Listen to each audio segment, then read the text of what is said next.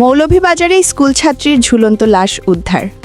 মৌলভীবাজার শহরের আলী আমজাদ সরকারি বালিকা উচ্চ বিদ্যালয়ে ১০ম শ্রেণীর ছাত্রী হাবিবা বেগম ১৫ নামের এক স্কুলছাত্রীর ঝুলন্ত লাশ উদ্ধার করেছে পুলিশ।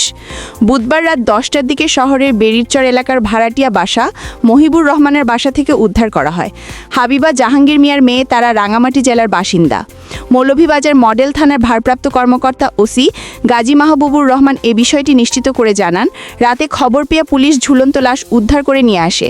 ময়নাতদন্তের জন্য জেলা সদর হাসপাতালের মর্গে পাঠানো হয়েছে। কী কারণে সে আত্মহত্যা করেছে তা এখনও জানা যায়নি। ময়নাতদন্তের পর বিস্তারিত জানা যাবে।